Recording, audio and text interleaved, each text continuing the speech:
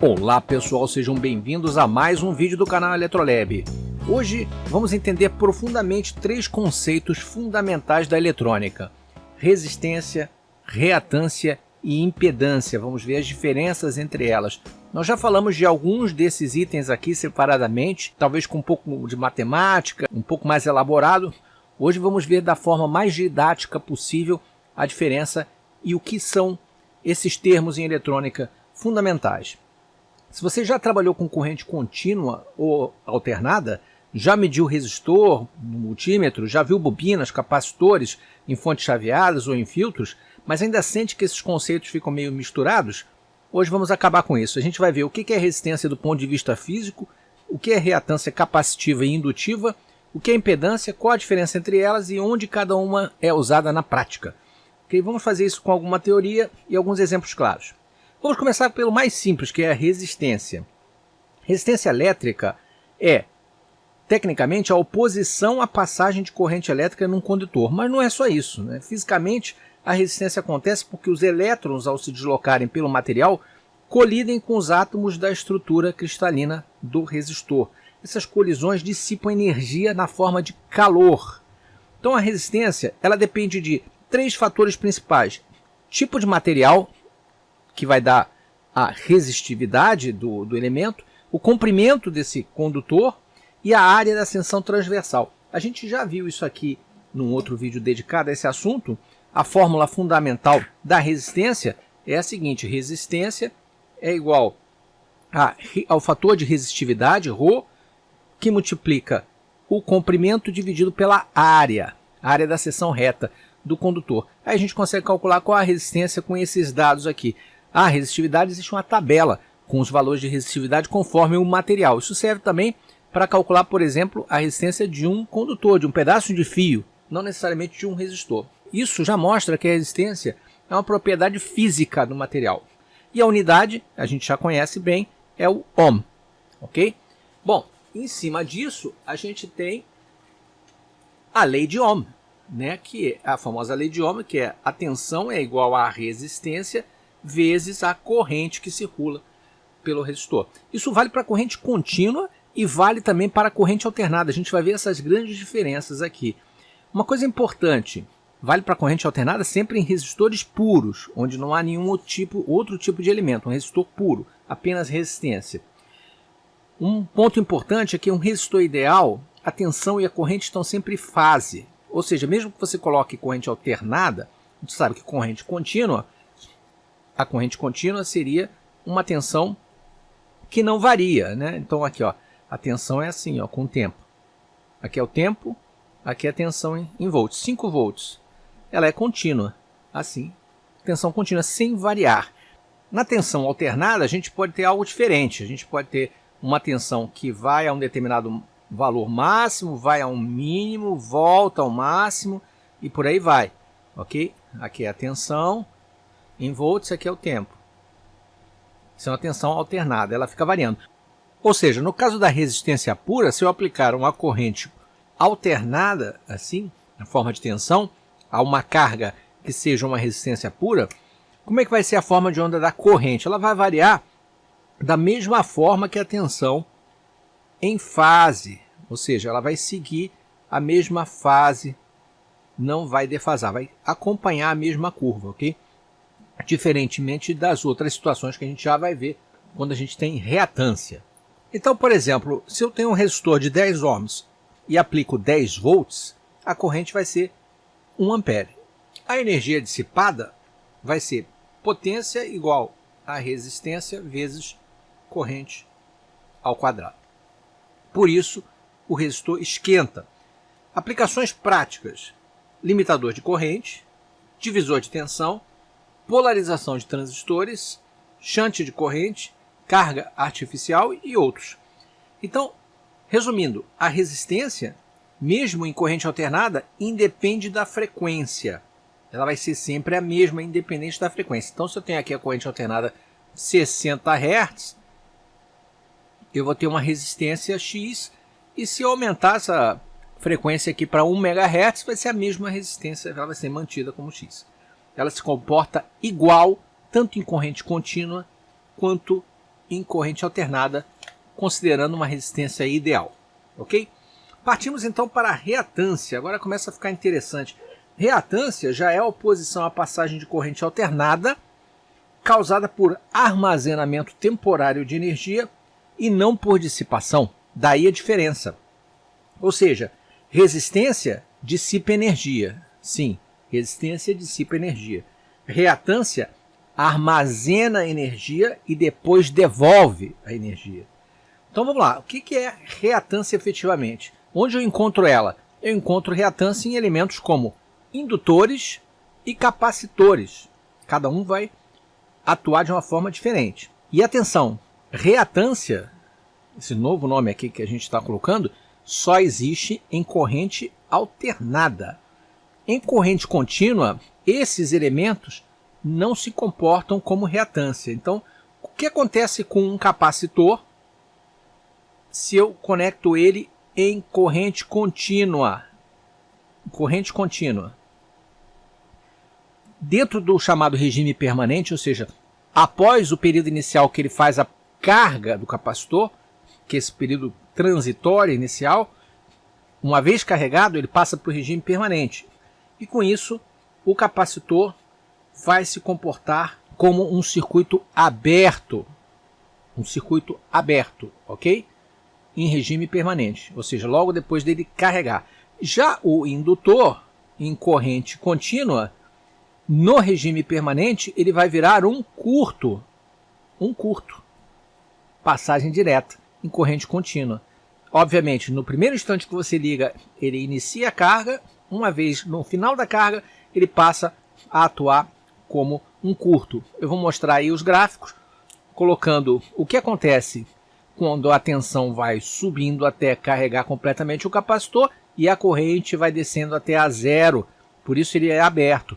E no caso do indutor, a corrente parte do zero e a tensão parte da máxima e ela vai se reduzindo a tensão até zero, onde a corrente passa a ser máxima. O oposto do capacitor. Capacitor aberto e indutor em curto. Isso para a corrente contínua. Já em corrente alternada, a história muda completamente. Começando pelo capacitor, a chamada reatância capacitiva. O que é isso? Bom, o capacitor ele armazena energia no campo elétrico dele. Quando aplicamos a tensão alternada, ele está o tempo todo carregando e descarregando. Lembra? Ele carrega, descarrega, carrega, descarrega. Bom, essa dinâmica ela gera uma oposição à corrente alternada. Essa oposição a gente dá o nome de reatância capacitiva. É uma espécie de uma resistência que varia conforme a frequência e acontece em elementos reativos, como capacitores e indutores. Aqui falando de capacitores. A fórmula dessa reatância, a gente identifica com a letra X, reatância capacitiva, XC. A fórmula dela é 1 que divide 2 que multiplica π, que multiplica a frequência dessa alimentação, desse sinal, vezes a capacitância. Repara, essa aqui é a fórmula da reatância capacitiva. Ela também tem resultado, a unidade dela é em ohms, como se fosse uma resistência. Olha só, ela é dependente do quê? 1 é uma constante, não varia. 2 e π também são constantes, não varia. O que varia aqui? A frequência e a capacitância. Como está aqui no denominador, quanto maior a frequência, menor vai ser a reatância capacitiva. Quanto maior o capacitor, menor a reatância capacitiva. E ao contrário, obviamente, quanto menores esses aqui, maiores lá. Já que está aqui embaixo, né? Ou seja, o capacitor nessa situação aqui, ele bloqueia a baixa frequência e ele deixa passar a alta frequência. Claro, quanto ele deixa passar mais ou menos é o valor da reatância, como se fosse um resistor que você vai colocando ali, que é em função da frequência. Então, frequência muito alta, o capacitor normalmente vai deixar passar essa frequência. A frequência bem baixa, ele vai bloquear. Por isso que ele bloqueia, inclusive, a corrente contínua, que seria a frequência zero. Isso explica por que o capacitor normalmente é usado em filtros, em acoplamento de sinal, em desacoplamento, em supressão de ruído. São alguns exemplos práticos aí do uso. Então, por exemplo, um capacitor, se eu tiver um capacitor lá de 100 nanofarads, em 60 Hz, ele vai ter uma reatância alta. Por quê? A frequência é baixa. Agora, se eu boto esse mesmo capacitor em 1 MHz, com certeza a reatância dele vai diminuir. Porque eu aumentei aqui, ó, a frequência, a reatância ficou menor. Então, por isso que o capacitor cerâmico, por exemplo, é excelente para um desacoplamento de alta frequência. Outra característica fundamental, no capacitor, a corrente adianta a tensão em 90 graus. Ao contrário desse gráfico aqui, onde eu tenho a tensão e a corrente em fase, no caso do capacitor, a corrente vai adiantar a tensão em 90 graus. Vou mostrar o gráfico, como é que ficaria isso. Ele faz essa defasagem. Se você olhar no osciloscópio, você vai ver a forma de onda da tensão e a da corrente que não estão em fase. Uma está deslocada da outra, uma começa depois da outra. Ok? Isso é muito importante para entender em vídeos mais avançados a questão de fasores e impedância. Bom, agora no indutor, a chamada reatância indutiva. O indutor, ele também armazena energia, mas ele armazena energia no campo magnético. Quando a corrente varia, ele gera uma força contra-eletromotriz que vai se opor à variação de corrente. E isso gera nele a chamada reatância indutiva. A fórmula é um pouco diferente da outra da reatância capacitiva. É 2 que multiplica π, que multiplica F, que multiplica L, onde L é a indutância em Henrys e F é a frequência em Hertz. Ok? E aqui acontece o contrário do capacitor. Quanto maior a frequência, repare, eu não tenho aqui uma fração, eu tenho apenas esse termo aqui. Se eu aumentar a frequência, vai aumentar a reatância indutiva, que é o XL. Se eu aumentar a indutância, também aumenta a reatância indutiva. Então, quanto maior a frequência, maior a reatância indutiva. Isso significa que o indutor bloqueia as altas frequências. Porque se eu aumento a reatância indutiva, eu estou aumentando essa capacidade de resistir, como se fosse um resistor ali aumentando a sua resistência. Por isso ele bloqueia altas frequências. Quanto maior a frequência, maior aqui. Indutor deixa passar a baixa frequência. Quanto menor a frequência, menor aqui, menor a reatância. Por isso, ele é muito bom para filtros passa-passa, fontes chaveadas, correção de fator de potência, supressão de interferências, EMI, e por aí vai. No indutor, ao contrário do capacitor, a tensão adianta a corrente em 90 graus. Eu vou mostrar aí no gráfico como fica a questão da forma de onda da tensão alternada adiantada pelo indutor. Diferença entre resistências e reatância. Vamos organizar aqui como é a situação. Resistência. R.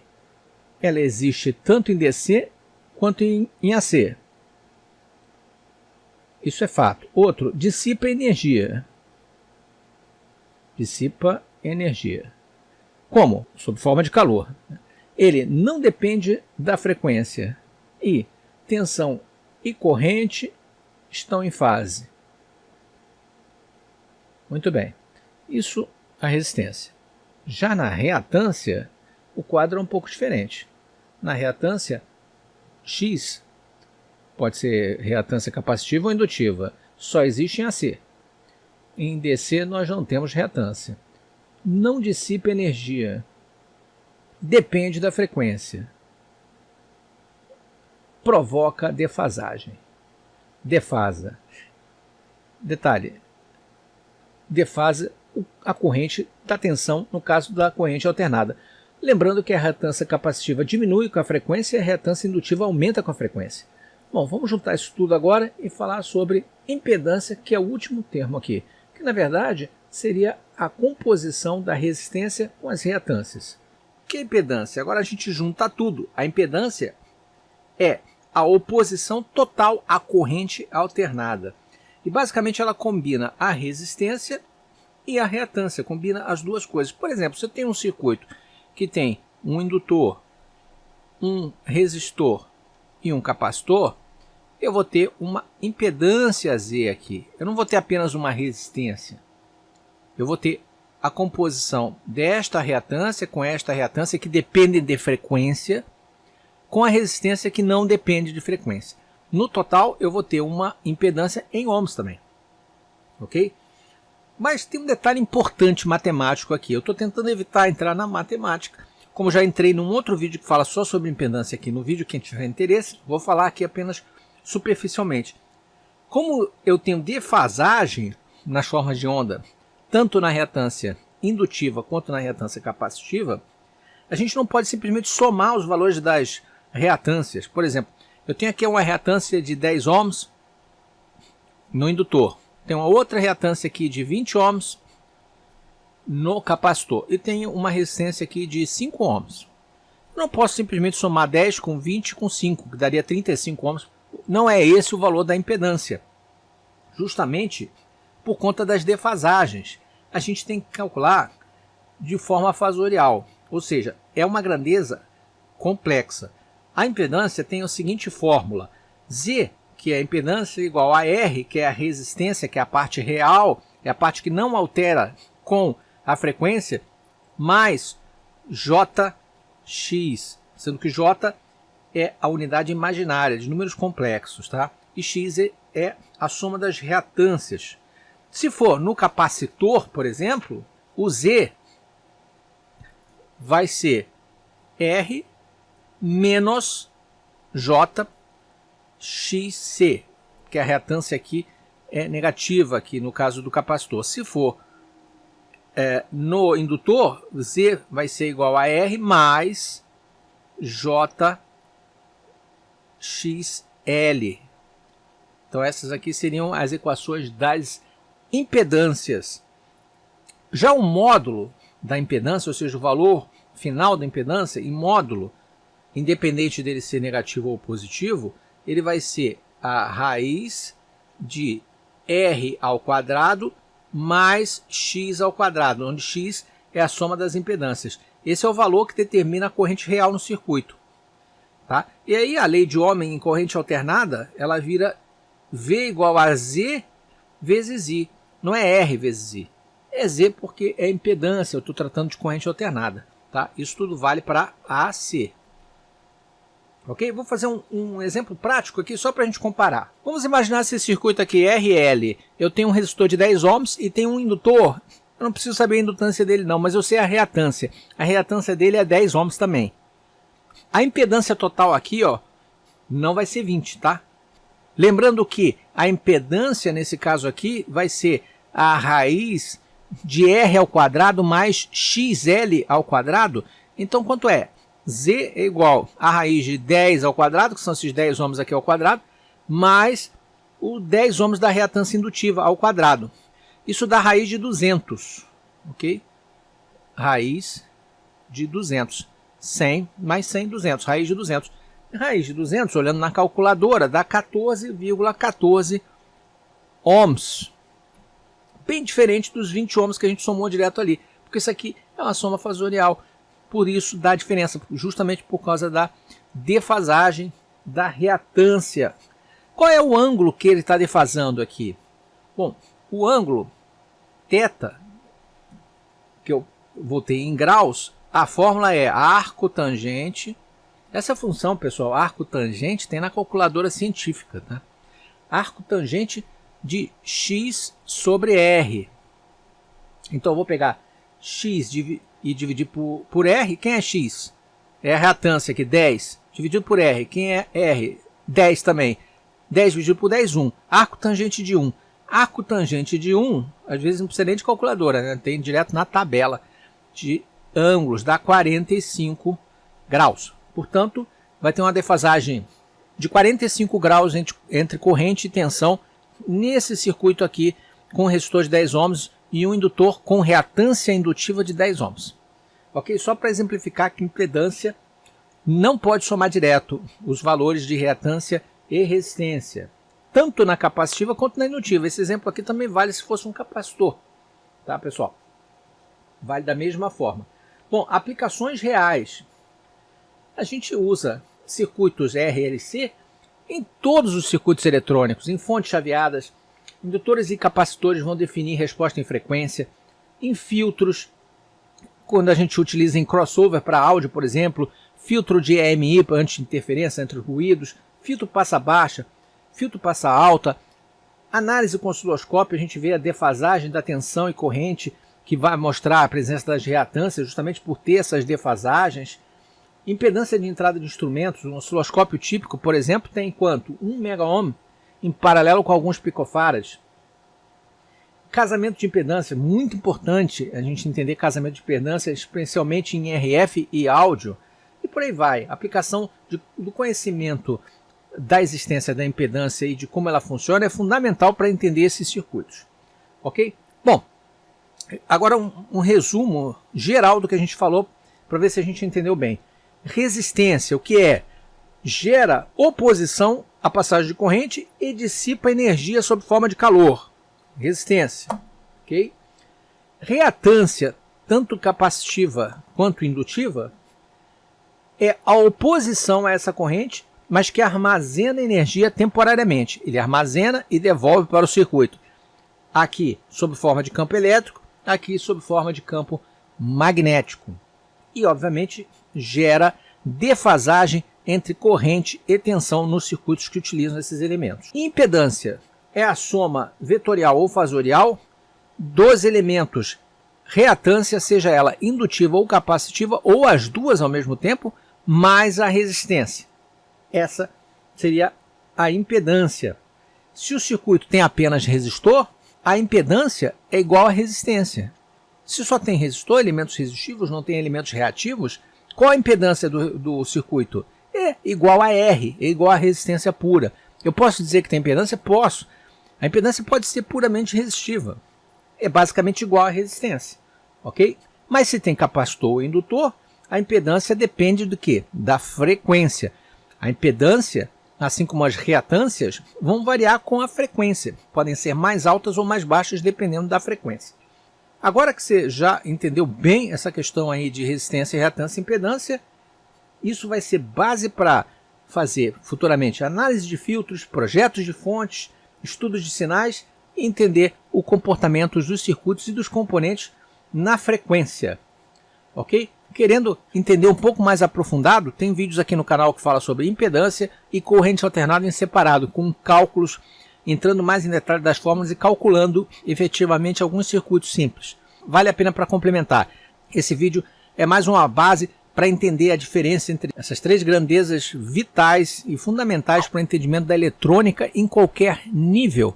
Tá? Seja ela eletrônica analógica ou digital, você vai precisar entender esses termos e saber como eles funcionam. Ok, pessoal? Era isso que eu queria mostrar hoje. Uma visão geral sobre resistência, reatância e impedância. Se acharem interessante, comenta aqui embaixo. Não deixe de dar like e se inscrever no canal. E até o próximo vídeo. Um grande abraço.